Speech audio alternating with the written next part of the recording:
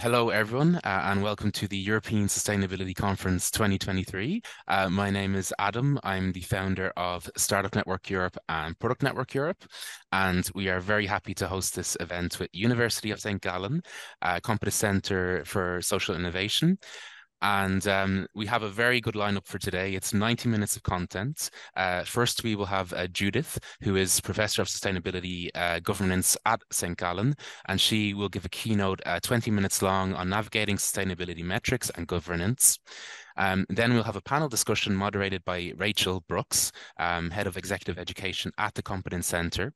And then we'll have Judith again. We'll also have Sasha, who is from Radicant Bank, where he is head of SDG Research and Experts. And then we'll have Ursina, who is head of product stewardship at Roche Diagnostics International. And then we will have another panel rapid fire talks discussion with Andrea, who is Managing Director, Impact and Sustainability at Founder Institute, Impact and Sustainability. He's also a contract professor at Università Cattolica del Sacro, Cuore. Then we'll have Adam, who is founder of Spirit Jew. Then we'll have Lindsay, Head of Corporate Sustainability at George Fisher, and Helmut, Corporate Development, Sustainability and Digitalization Divisional Head at Raiffeisen Landesbank Steiermark. I don't speak German. I hope I said that well. And then last but not least, we will have Rasmus, who is head of SI and sustainability at Red Hat's EMEA. So I'll stop sharing, and Rachel, I will leave the rest to you. Fantastic, Adam. Thank you so much for that excellent introduction. And thank you everyone for being here today. It's a great pleasure and honor to have this next hour and a half to spend with you. So as Adam shared, I'm the head of executive education at the Competence Center for Social Innovation at the University of St. Gallen. And our center is really focused on disseminating knowledge about how to drive sustainability forward, both through open enrollment programs, also through corporate in-house programs. And we also try to drive thought leadership through innovation labs, in addition to student teaching. So a bit about what we do. But without further ado, I think what's most important to share today is Judith Ströhle is next. The purpose of this exchange today is to really try to bring together and tackle some of today's biggest challenges from the perspectives of both academia and also experts from industry. And we're really going to kick that off today right now with Judith Ströhle, who's a professor for sustainability governance at the University of St. Gallen. Thank you so much, Judith, for being here. Thank you very much, Rachel. And hello, everyone. Thank you very much for having me. So I was asked to do a quick 15-minute keynote on navigating sustainability, metrics, and governance, which nothing easier than that, 15 minutes speaking about this small topic. So I will try and just give a couple of impulses. I mean, there's so many amazing people here. In the next 1.5 hours, I'm sure you're going to get amazing inputs from practice. So I just want to sort of frame the discussion. What are we talking about? What's important? What's happening at the moment? So I think I'm quickly going to talk about 3 points. The first one is keeping up to date with the evolving rules of the game. If we talk about sustainability, metrics and governance, measurement, etc., obviously the rules of the game, the regulations, disclosure, standardization, all of this, most of you will know that there's a lot happening. So we need to talk about that. The second thing I'd like to quickly talk about is enabling complexity management, because when we talk about measurement, and sort of the embedding of measurement and governance, a lot of people feel like the topic is super complex and it's just so overwhelming. And so talking about how we can actually enable the management of this complexity and sort of take out some of the anxiety that comes with it, I think is really important. And the third point is just the recognition of the importance of strategy. So I think when we talk about metrics and governance, obviously governance is really important. Measurement should be embedded in good governance, but it's all really worthless if it's not connected to strategy. And so I really want to make a point around that.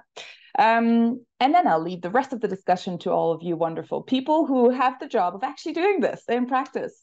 So let's talk about the rules of the game for a minute. Obviously, there's a lot happening in reporting regulations. So on the European end, we have the Corporate Sustainability Reporting Directive coming into effect.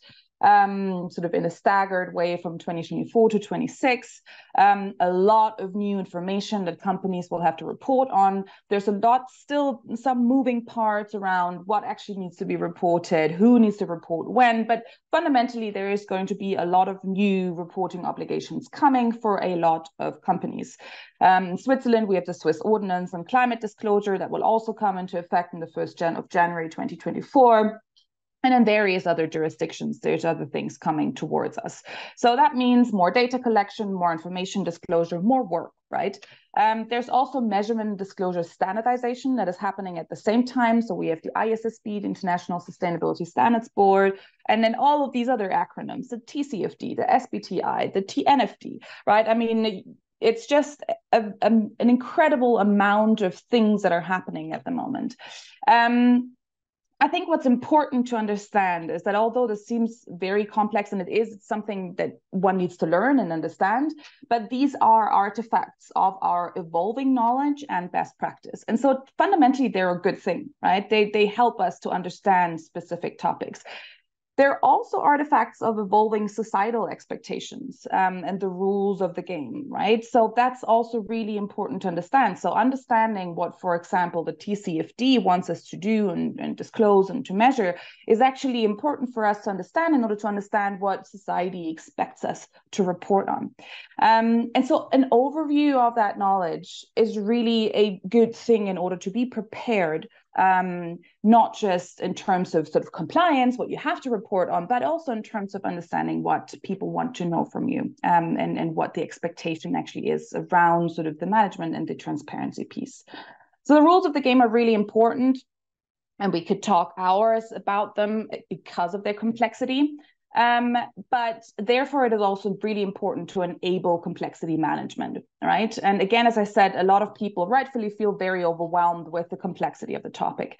Sustainability is complex, right? Many people don't even know what we mean by sustainability. So breaking it down into topics is really, really important. And I think there is a sweet spot to be found between complexity reduction and complexity appreciation, because we don't want to break it down into one number of sort of net impact. Personally, I'm very much against that. Basically, because we do not do the justice anymore to the complexity and the importance of the topic. So we need to find that sweet spot in between, reducing complexity to a point that we can manage it, but also appreciating the complexity in all it's all that we need to manage the importance. So there are frameworks out there that help us do that. Materiality is one of them. Single materiality, double materiality can help us prioritize.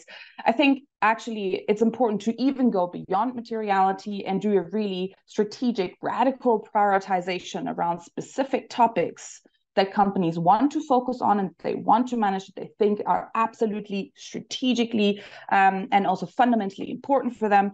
Because once we have this radical prioritization and these few issues, then it is possible to actually go back into the complexity, and the complexity within these topics can be embraced, right? You cannot embrace everything, but you can embrace the complexity of certain important issues, right?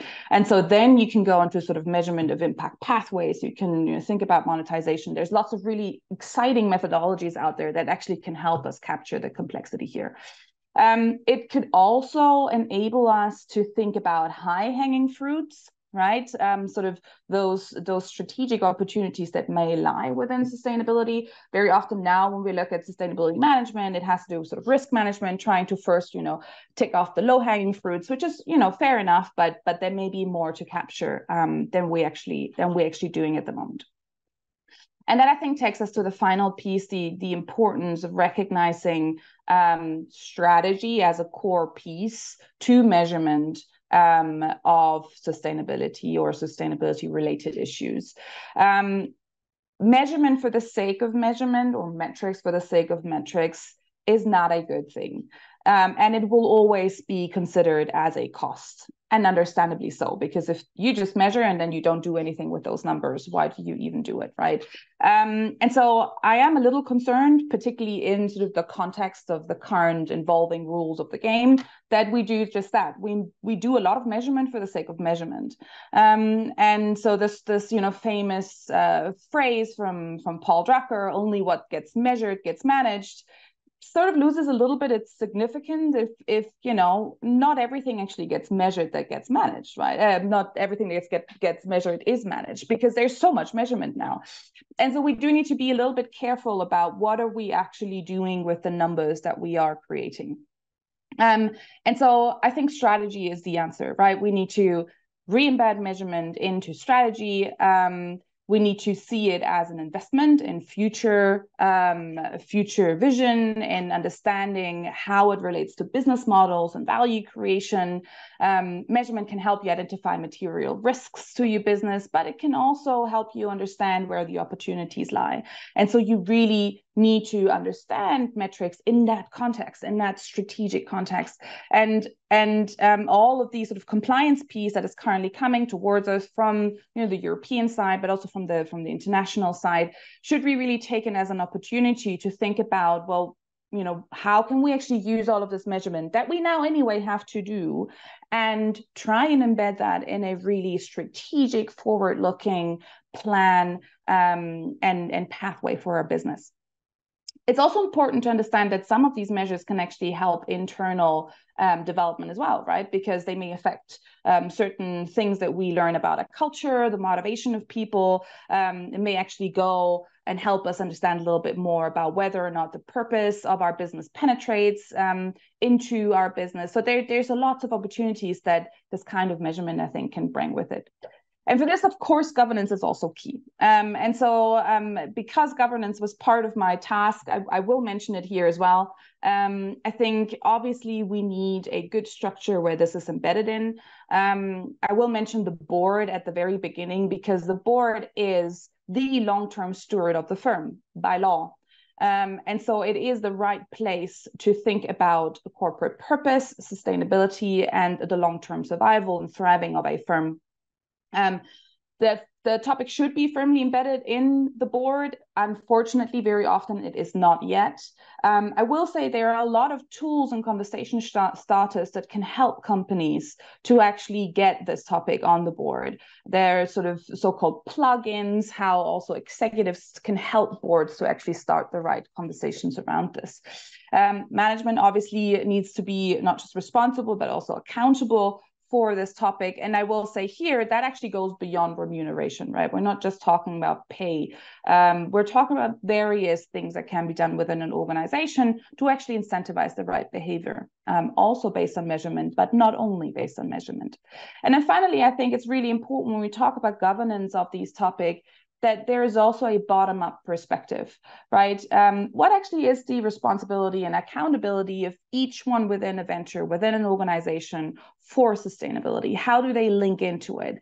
Are they responsible, accountable for the goals that are being set, the social, environmental, long-term goals of the organizations? There are various frameworks that can help us think about that too, corporate purpose being actually one of them and a really useful one. And really thinking about how this relates to then strategy and to actually the achievement of long-term goals through measurement is really important. I think this has been 10 minutes, but I will still stop here. And Rachel, if you have a question, then please go ahead. I hope this was a helpful framing for the day, and I can't wait to hear everything that you guys have to say. No, that's absolutely a fantastic start. Thank you so much, Judith, for that really important input and for positioning us right in the middle of today's topic. And I think the best thing that we can do right now is expand the discussion to the people in practice. And so for that, I want to jump right to Ursina, if I may, and ask you, Ursina, what does this really look like at Roche, so at your company? And what are your top priorities related to sustainability, and how are you tackling these right now? Well, first, good morning, everybody, and thanks for having me today. And obviously, I made notes before, this session, and then Judith is talking. I'm like, oh, I want to respond to this. I want to respond to that. So, so much that you just said resonated with me. And one of the things maybe I want to start with, it is complex, right? And when you look at sustainability, to set a priority is extremely complex. I think what I want to take away most from your keynote is this focus on the priorities. And I think there is a tendency in many companies, we want to do so much and we want to tackle everything. And I think one of the top priorities for us at the moment, I would say, before I go into more details, is to set those priorities, to really go and find out where can we make a difference, instead of making a little difference everywhere. Where can we make a real difference? So obviously, as an employee of Roche Diagnostics, I'm going to focus a little bit on that part. But in general, if we look at the Sustainable Development Goals, our main contribution is on goal number 3, right? It's healthy lives, well-being, ensuring access to our diagnostic solutions everywhere. I don't want to go into that, but I do want to mention it. My area, or where I work mostly, is in the environmental field, so product stewardship. I'm leading the product stewardship at Roche Diagnostics. And from that perspective, from that E-pillar perspective, definitely the priorities for us are climate change and circularity, right? So we putting a lot of big instruments, diagnostic solutions on the market. So we need to make sure that the circularity aspect is embedded systematically in every design that we put out there. From a climate change perspective, obviously, those of you who have maybe looked at our annual reports, we have a very strong history in scope 1 and 2 emissions, addressing them, reducing them drastically, right? So I think we're on a great path. Now, scope 3 is the area for climate change we really have to focus on, and build that collaboration along the supply chain and make it stronger. So that's a priority for us. From the product stewardship side, or circular economy or design side, I'm going a little bit ahead in what the challenges are. We putting instruments on the market that we're developing for up to 7 years, and they're out there for 15 years, right? Thinking ahead of what we do in the future is so critical. So embedding that thinking at the beginning, so in 20 years, we don't stand there at the end of life stage and go like, oh, what do we do now, right? So that's the priority for us now, and reducing that negative impact in the future. That's fantastic. Thank you so much for sharing, and also for being so transparent about the challenges. I want to pass the stage to Sasha. Sasha, would you mind sharing from your industry and your position, what are you tackling? What are the biggest things in front of you on your plate right now, not just as Sasha in your role, but also within your organization and in the more broadly in finance? Thank you as well for the kind invitation, and that I'm able to participate in this wonderful panel. And thank you also for you, Rachel, for the invitation, and to Judith for your opening remarks. And I can only mirror what Ursina mentioned in terms of that I also resonate positively, very much positively, what Judith said initially. And I think also the 3 pillars, basically, where Judith touched upon, regulation, complexity, and strategy, is actually something that is very much on our minds. Also, briefly about where I am and what I do. I'm working at Radicant Bank, that's Switzerland's first digital sustainability bank, and I work within the sustainability team as head of sustainability research. So all, for instance, regarding regulation, that's like all the acronyms that Judith mentioned, CSRD, and on top of that, SFRD, SFDR, taxonomy, MiFID II, and so on and so forth. Those are all aspects where we are actually already confronted with. Not only we're, yes, sort of a bank in Switzerland and offer investment products, but we also have investment products that are kind of classified according to SFDR. So we have to also adhere to these disclosure regulations and report on these topics. And So at the same time, we want not only kind of to focus on sustainability as a singular topic, like, oh, we're only going to look at sort of climate or environmental aspects, but we have a vision where we try to kind of look at sustainability as it should be regarded in a holistic perspective. And how we do that is actually by sort of looking at Sustainable Development Goals, the SDGs, and use that as our sustainability framework. And based on that, we have sort of also developed our impact or sort of sustainability methodology for investment products and how we select listed companies and where we invest in. And lastly, regarding the strategy, so the bank was basically founded with sustainability focus. And I mentioned kind of Switzerland's first digital sustainability bank. We also then kind of ingrained this sustainability claim.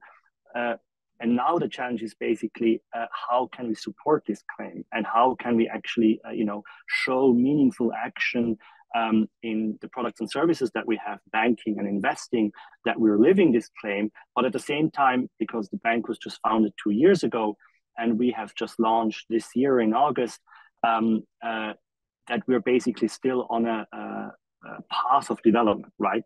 And at the same time, here we try to do something that is perhaps novel for Swiss bank, to be very open in terms of and transparent what we do, and also in a sense like where we would like to go, what our vision is, and also say to invite our clients, our community, and the broader audience, and then more specifically, for instance, University of St.Gallen, for instance, or NGOs like WWF, to engage with them and challenge us in a sense like, what do you think about our approach?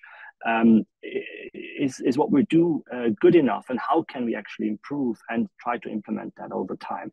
I think those are kind of the critical aspects, because while we have many acronyms and especially in the EU, there's this high speed train of regulation is ongoing, and then there's Switzerland, which is not as far as ahead, yet still has a lot of developments, as Judith rightfully mentioned, in terms of climate. But a lot of those topics are focused on transparency and disclosure. And we actually need to contribute also as a financial institution towards kind of a low carbon and sustainable future. And I think this is the key topic, how we can sort of speed this up given the urgencies that we're facing. That's great. Thank you so much, Sasha.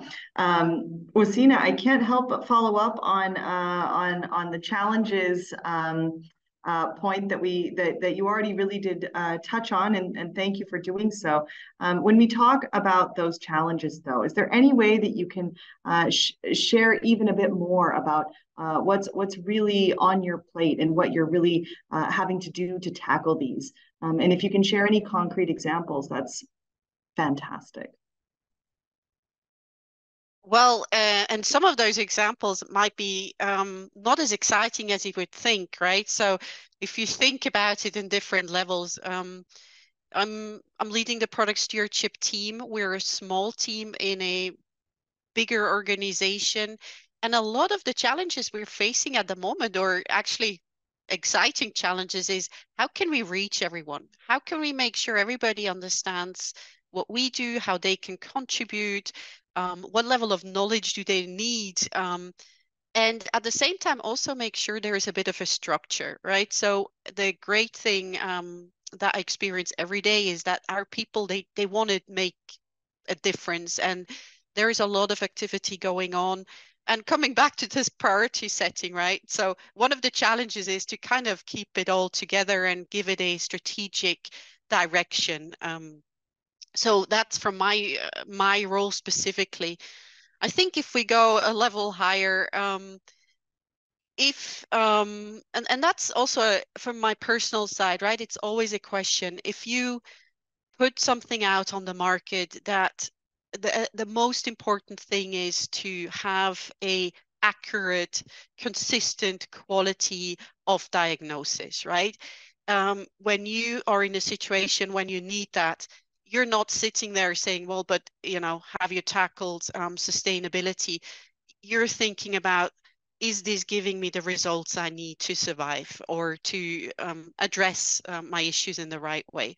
So I think there, the challenges are priority setting, right? How can we embed sustainability as a priority? And that's a journey for every company, and I've seen it in other companies. So how can we give it that importance, that priority?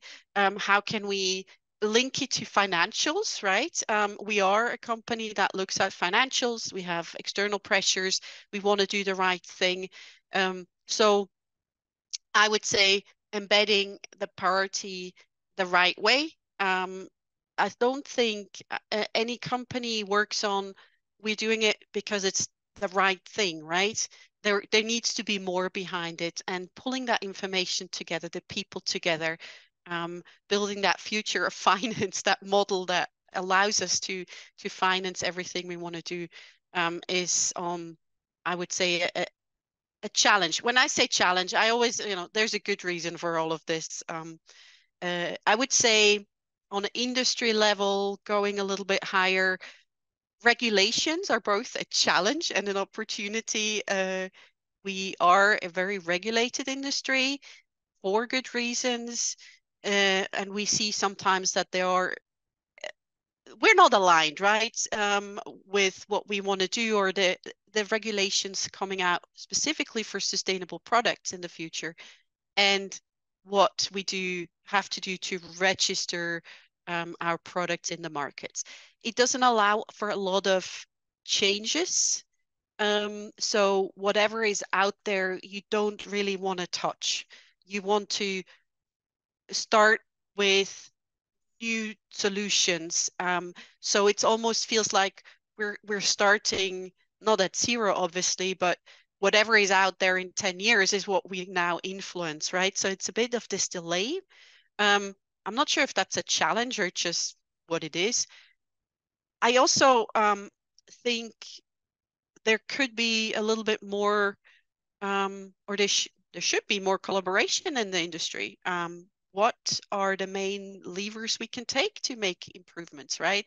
So like in every industry, we want to have our own best solutions, but coming together and having open, transparent discussions around what are those solutions, where can we impact our emissions, right? I think that's it's all exciting, but industry growing closer together is one thing is also on our list of priorities. Thank you so much. And the question that you posed, what are the levers? I can't help but to pass that back over to Judith, actually, and say, Judith, do you have any pearls of wisdom for us on those levers? Thank you, Rachel. I mean, I think you guys already mentioned a lot, and this is super interesting. I think there's a lot to be said about this notion around collaboration, openness for stakeholder engagement, and sort of distributed knowledge. There's actually a whole sort of stream of research now emerging that shows the benefits of this kind of what we call distributed experimentation. It basically just means trying to work together to find solutions, and not just staying within sort of the confines of your own organization, but inviting in very different actors with very different views in order to enable this experimentation and this kind of thinking differently about what solution pathways could be, right? So I think that both of you mentioned that you're doing this through stakeholder engagement, and but also Ursina, you said I'd like for that to even happen a little bit more, particularly at the industry level. And so I think that is one pathway or one lever that we certainly think can be really, really important.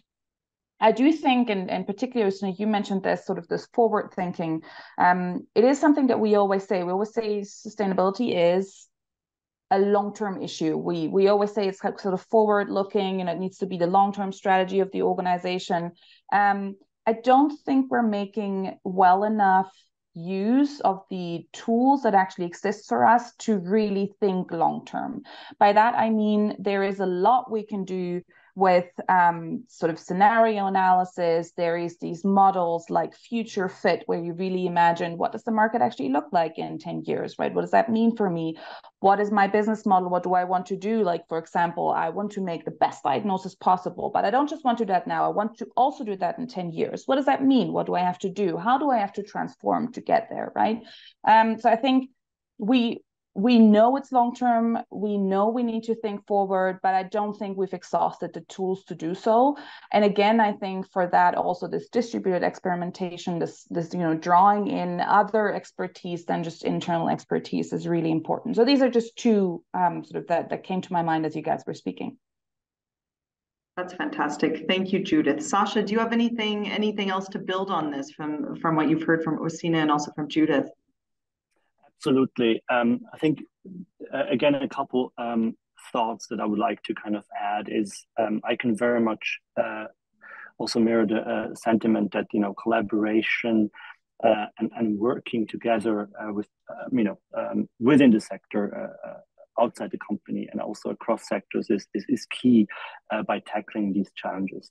I think, especially in the financial industry, there's a lot of different actors that are working together in different organizations, some UN sponsored globally, or in Switzerland, there's also many different industry associations that are bringing together industry actors and try to kind of, outline what are considered best practices, for instance, in sustainable investing and in banking and so on, and how to potentially then also implement regulation that has been implemented. And I think what is perhaps particular about Switzerland, that here the regulation oftentimes, or the regulator of the Swiss government basically tells the industry, well, you come up with an idea of regulation, and then sort of this idea of self-regulation is implemented, where by definition the industry comes together and then sort of finds an agreement in terms of how that can be done. And yes, that can be sometimes less ambitious, that if, for instance, that certain things, for instance, the EU has done in terms of sustainable finance and sustainability, but nevertheless, it forces sort of a collaboration and finding an agreement. I think that's kind of an interesting topic, and also sharing knowledge. I think that's kind of key. But regarding the challenges, in a sense, that we're seeing is that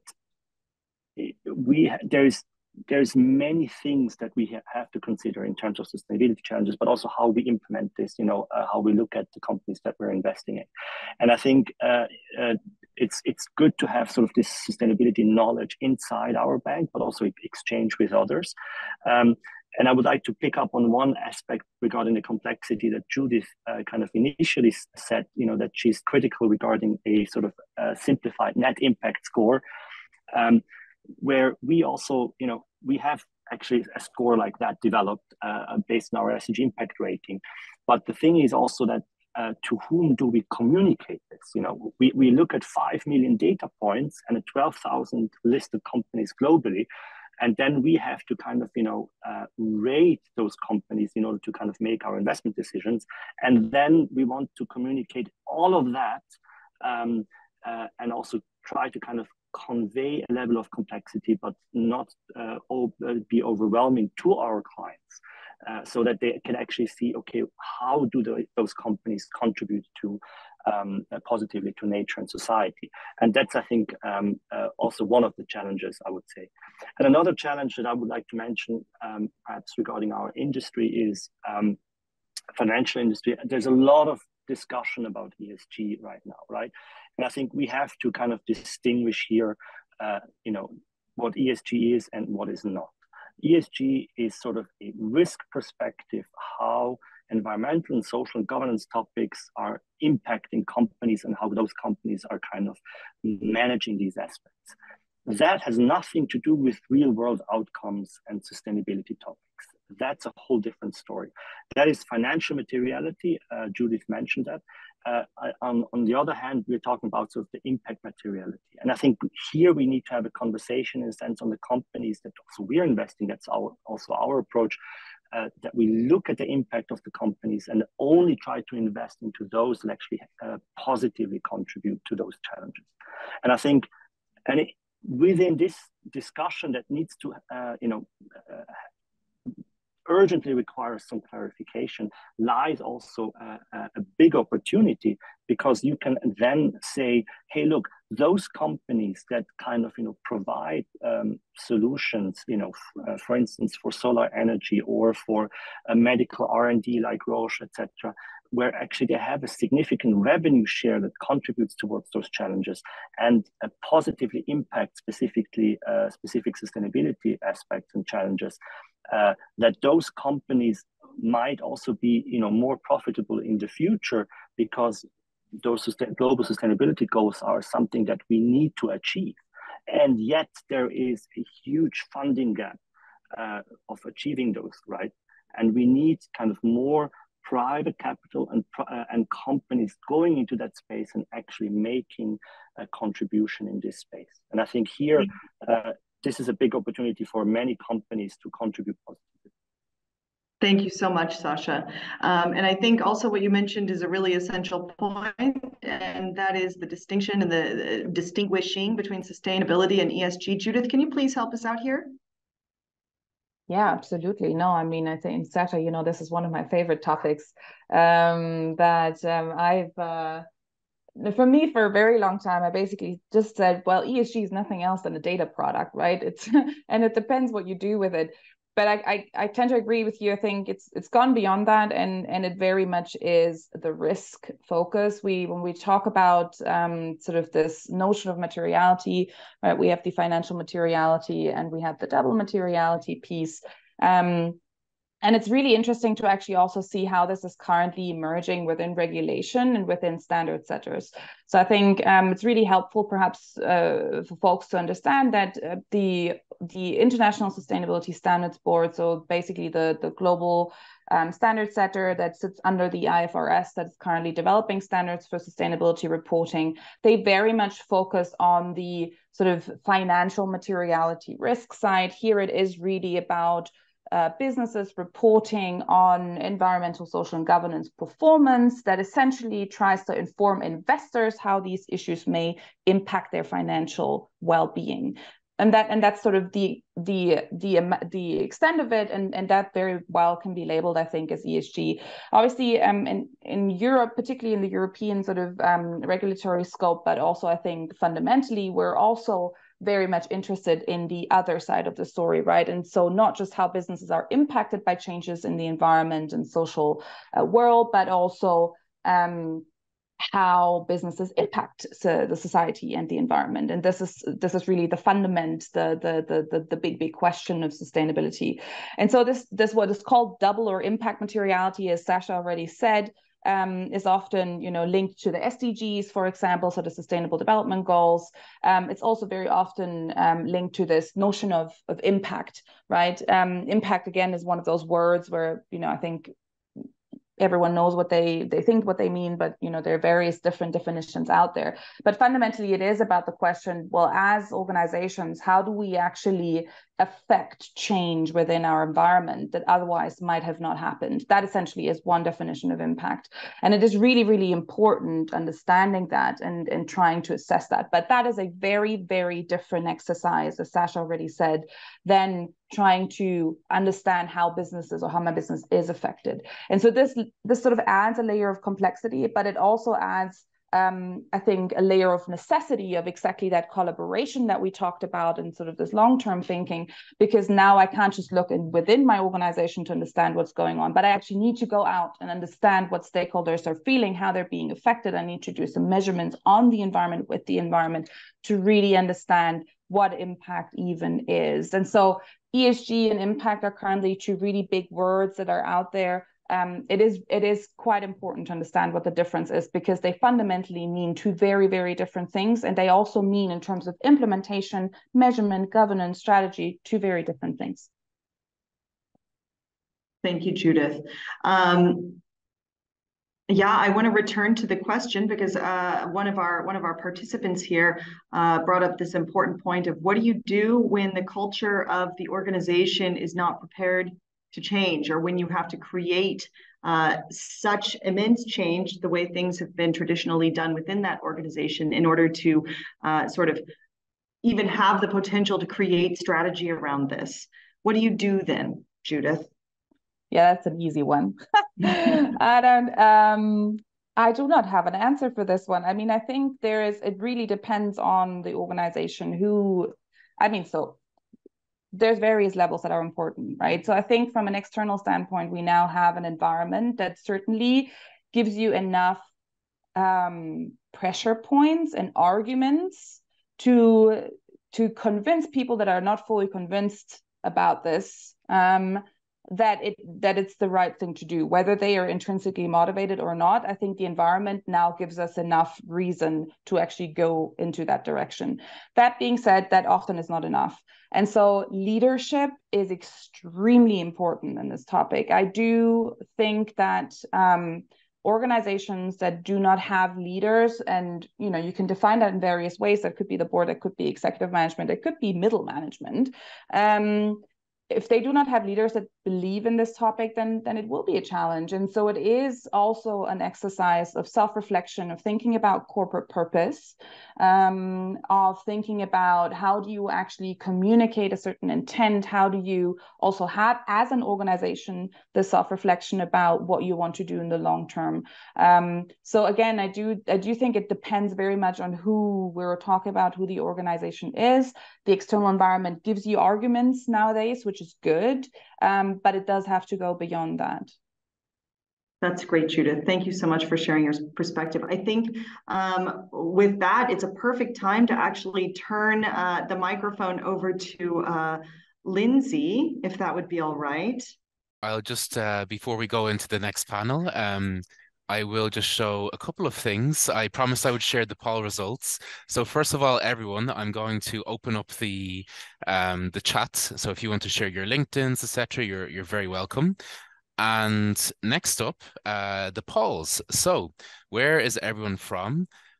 So I think in the lead, we have Switzerland, which is great. Okay, St. Gallen, of course. Then Germany, then Netherlands. But actually, lots of people are from the rest of Europe and even outside of Europe, 12% of the people. So it's a really good mix of geographies here today.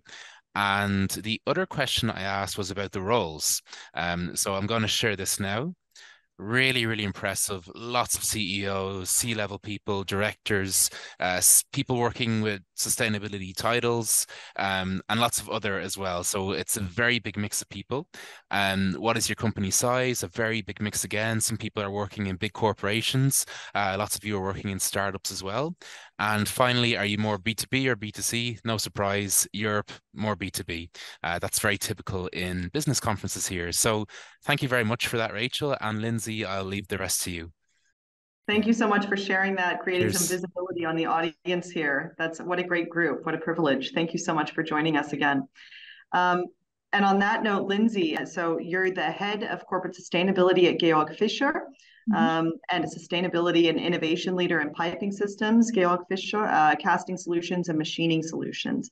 And I'd love to ask you, how should companies engage, in your view, with suppliers, with partners, and with customers to promote sustainability throughout their supply chain and industry ecosystem? So yeah, thank you very much for having me, and it's a pleasure to represent GF today. And I think a lot of you have talked about the collaboration aspect, so it's no different for Georg Fischer. Collaboration is key for us. We have 3 very diverse divisions, which also brings its own challenges, but also opportunities. And I think one thing is now we can really support our customers. I think one of the other panelists was talking about that. We have a product portfolio which has social and environmental benefits. Therefore, we pass that to our customers. They can claim their scope 1, 2, or 3. So this really helps to really talk to our customers, ask them, what are your sort of sustainability challenges? How can we help you? How can we innovate? It also gives a focus for innovation within GF. So I think the mindset's now moving more into this. We have a strategy. One of the strategies is 70% of our products must have social and environmental benefits. So again, go back to what Judith said, this is a priority for us. It's part of our strategy. It's a target. This then can be passed to our customers where they can claim their scope 1, 2, or 3. Second of all, the suppliers. I mean, I think this has become a change. I mean, I've sort of grown up with sustainability. And if you look at the procurement departments nowadays, their role has also changed dramatically over the years, because we need our suppliers to also support our Scope 3 reduction. You know, we're talking about low carbon material, low energy, all these kind of topics. So suppliers is where GF has full engagement with. We do EcoVadis assessments with them to sort of gauge, you know, how they're performing with sustainability. We look to them to see how they can support our supply chain, because like we all said, we cannot do this on our own. GF needs our suppliers. We need our customers to buy the products that are sustainable. And this whole ecosystem needs to come together for everyone to meet the targets. So we are very much engaging, and I think our procurement teams have also had to upskill their knowledge. Going back, procurement before was very much, okay, suppliers, cost, but now they need to look at sustainability, and I think that's also been a change, which is great. It's not just within my department, sustainability, it has to be throughout the whole organization. So R&D, they need to look for new products for customers. We have procurement, as mentioned. You know, even, you know, the human rights topic, this is also another key area where we need to look at the due diligence of the supply chain. New laws coming out, we've mentioned the challenges, but if you look at the supply chain laws coming, it's immense what's expected of companies. So I think that's also where we can really work now. We're implementing a human rights program. We're assessing the risks across the supply chain for all tiered suppliers. So yeah, it's the two areas where we have a huge focus on. That's fantastic. Thank you so much for sharing your perspective, Lindsay. That was really insightful. And it really frames us for the next question. And Helmut, I hope it's okay if I turn to you. Absolutely. Fantastic. So your corporate development, sustainability and digitalization divisional head at Raiffeisen Landesbank Steiermark, and you're the competence leader in the south of Austria and the top institution of the Raiffeisen banking group. What I'd be really interested in hearing from you, also following a different perspective in the finance area, is how can companies integrate sustainability into their corporate strategy, and what impact can this have on operations and client relationships? Excellent, and great being here, by the way. So starting off very basically with what's our key role and interest in sustainability as a bank.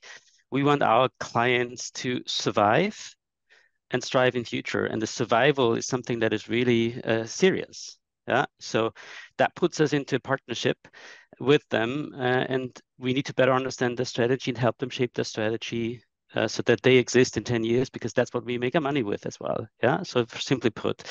And it's all about financing and getting money for something that's not sustainable, which is going to be harder, and getting money for sustainable, including transformation investments, should get easier. That's what the regulator says. So for us, it's important that, you know, we need this holistic approach at our client side to really understand. We had the impact worked a couple of times. Really understand, how am I affected? What does it mean for me? And typically that's kind of 5 dimensions. One is exactly what's the strategy? So what's our role in the future? Will our current business still exist? Will there be new opportunities for us? In the future, where's the market going? Is there an opportunity? That's the strategy side. The purpose question companies need to ask.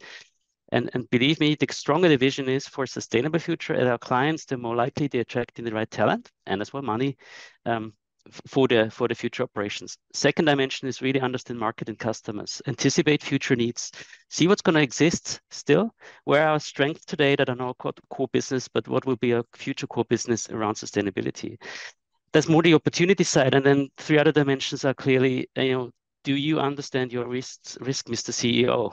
We at banks are good at looking at risk. We're probably looking too much at risk and need encouragement to look more into opportunities.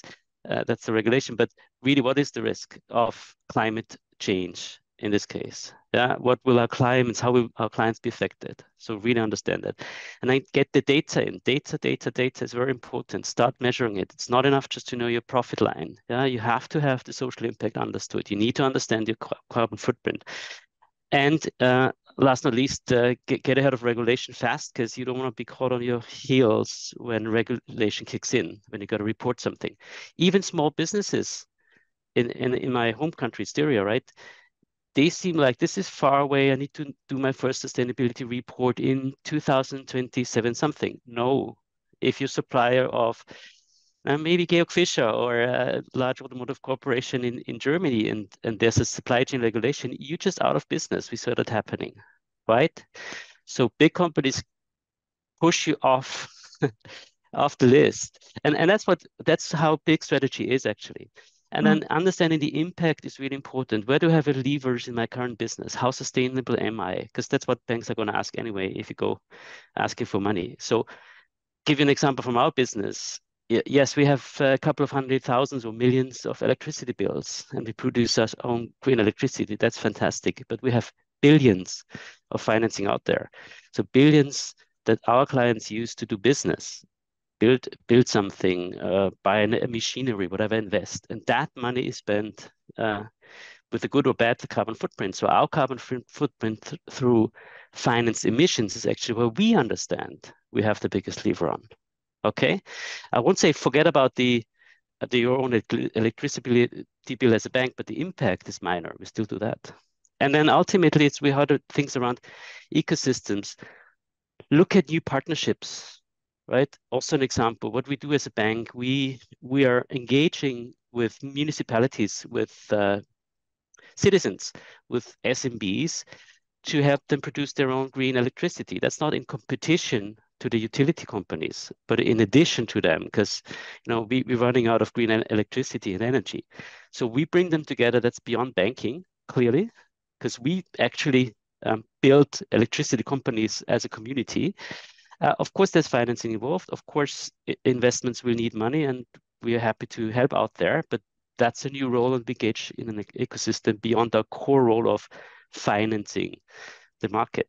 So in short, I think this holistic view and understanding the data, the regulation, see the opportunity, have an eye for the risk so that you can manage the risk, I think is the biggest advice. And that's a huge challenge for everyone. Thank you so much for sharing that, for sharing your perspective.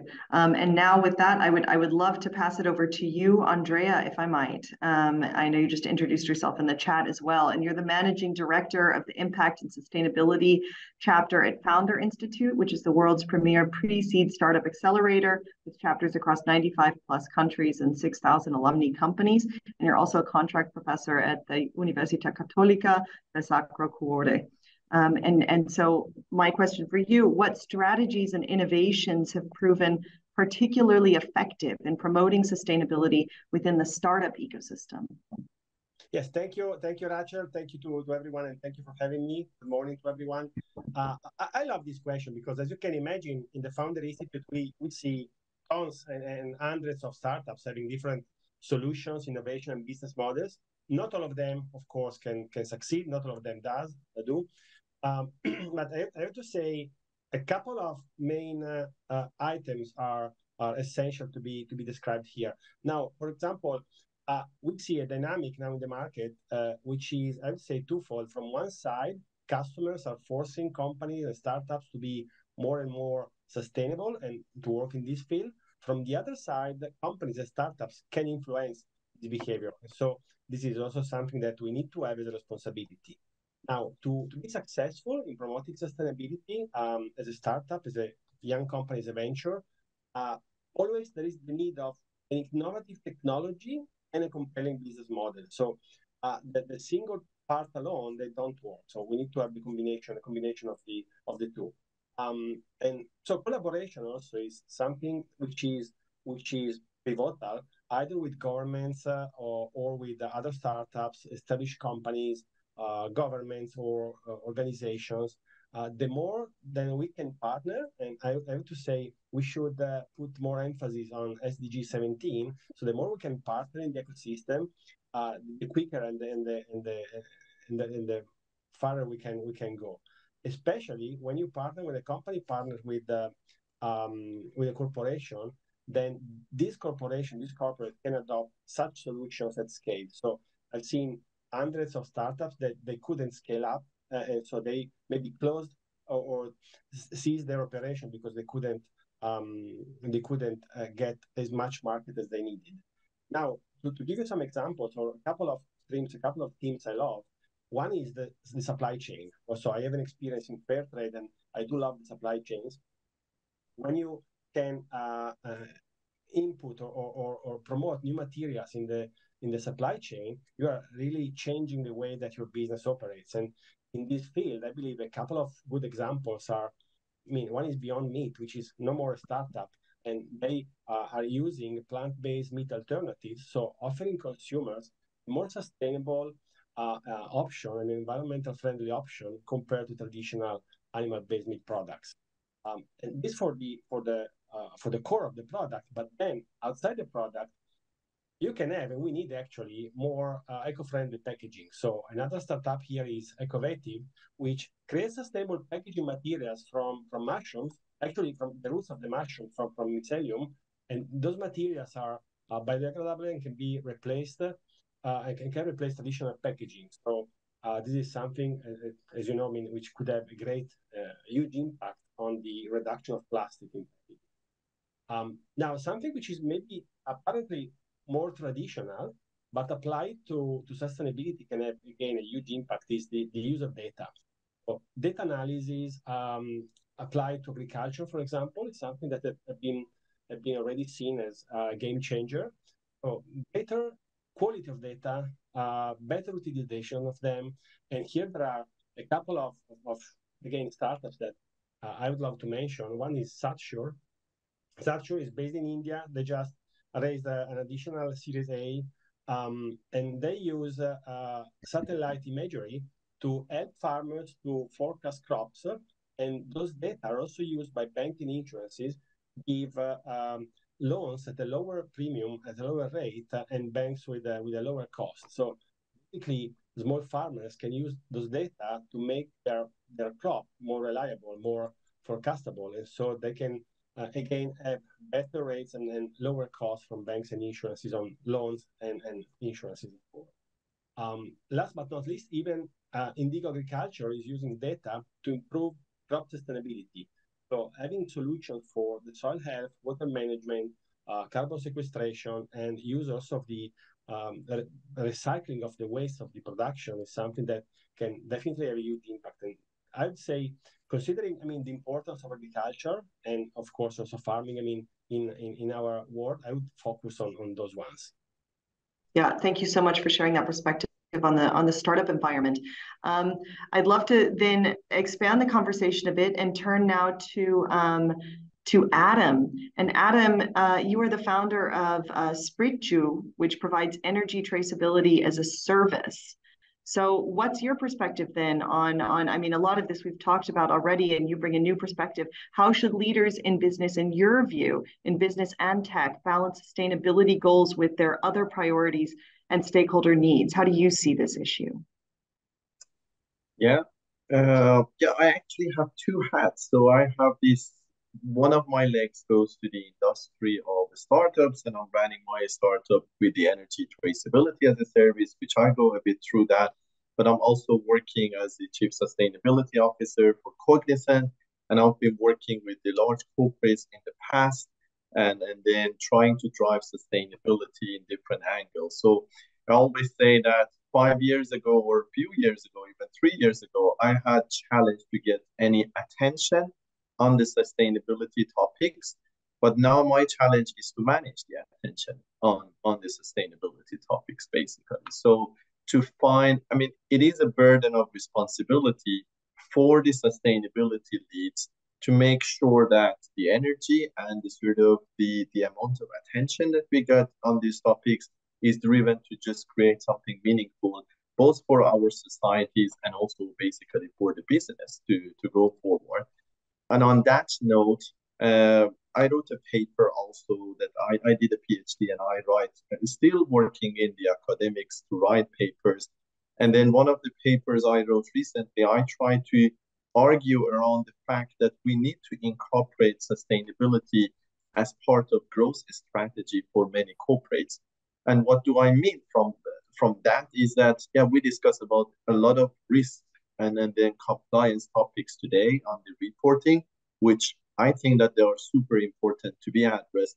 But then we need to go beyond that, and we find the growth of the company and the corporates to pass through the channel of incorporating sustainability in whatever measures that they do in their business. And then I mean, the angle of activist is important in this environment, but is not something that I'm talking about. It is important that we have activists to push for setting the sort of the right targets for the sustainability.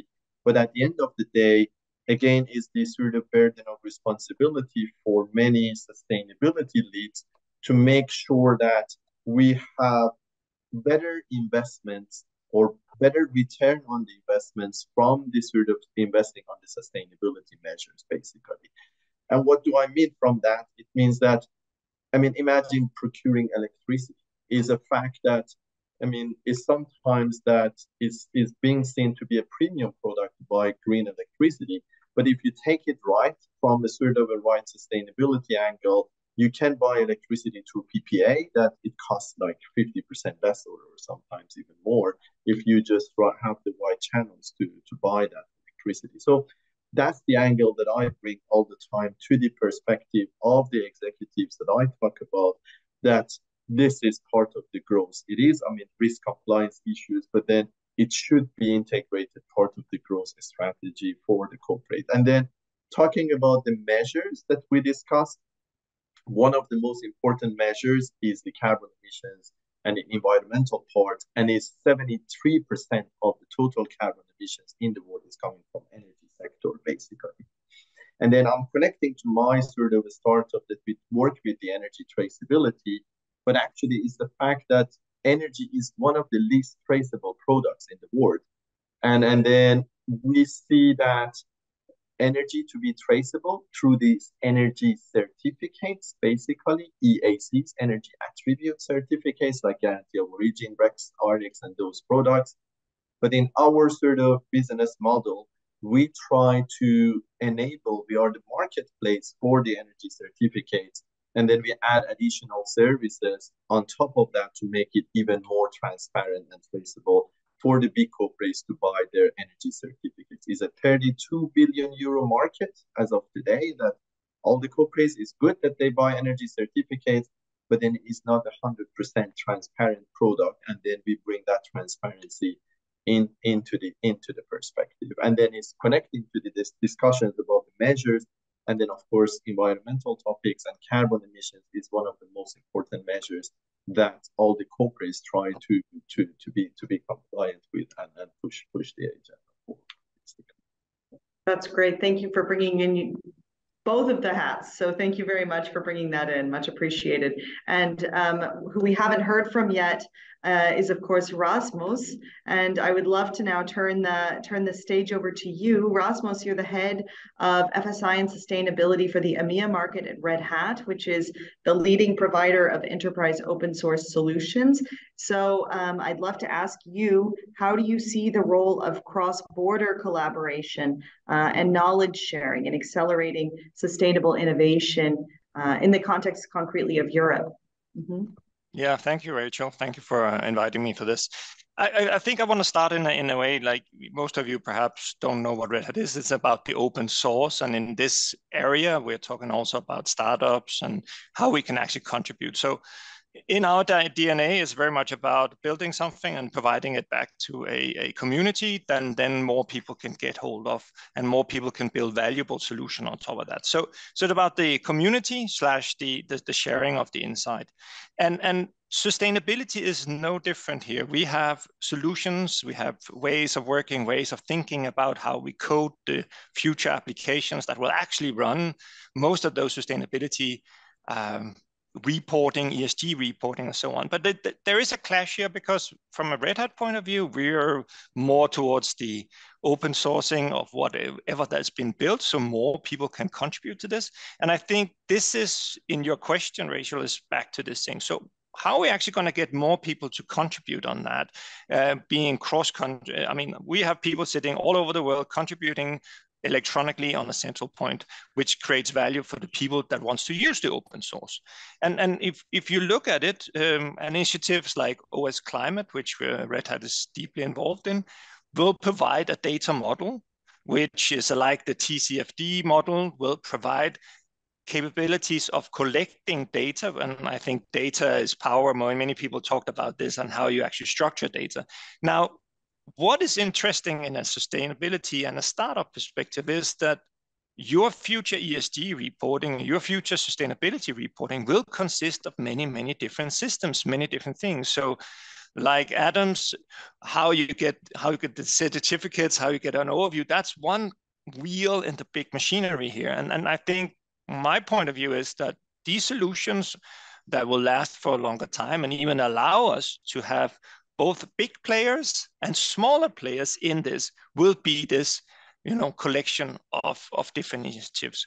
And when I actually, because people that are listening in here are everywhere from companies to smaller individual setup and startups, I think what we don't need more of is more reporting solutions and ways of just showing things. And I have my little corner. We actually need somebody that thinks of this as an integrated solution and put the bar up and saying we need to provide insights, not just reporting, because insight is the one that creates value. And I really urge people to have that thinking when they provide this. Everything of sustainability will be software based. You have for farming ops is one of the things. And in the future, you will have IT running there. That can actually run on something that's open source. So why not contribute back when you have something? And they will help, the community will help back on actually providing solutions or bugs and all of these things that inherently is part of IT. I hope that helped. That helped a lot. Sorry, it took me a moment to find my way to the microphone symbol. Thank you so much for sharing your perspective. That really brought in yet another one. And so I have to say this has been a really enriching discussion. It's really been a total privilege for us to hear from so many diverse perspectives, all of whom really have a real stake in this topic, which ultimately affects all of us. It's one of the topics that truly universally unites us, and that makes it really unique, really diverse, and also incredibly complex. So we've tried to tackle some of these perspectives here today, and I truly thank our speakers and also the audience also for being so engaged and really bringing your voice in the chat. There's so many individual questions to address, and we also want to be respectful of your lunch hour. So that's why we want to close right now with this really warm and heartfelt invitation that we would absolutely love to discuss your questions and concerns, each and every one of them, and also on an individual level. So please do feel free to get in touch with us, Rachel Brooks, Justus von Grone at the Competence Center for Social Innovation. It's really, truly been a pleasure today. And with that, I just have to say thank you once more also to Adam for the incredible organization. So thank you very much from my side. Thank you, Rachel. Thank you, everyone, for coming. Really appreciate it.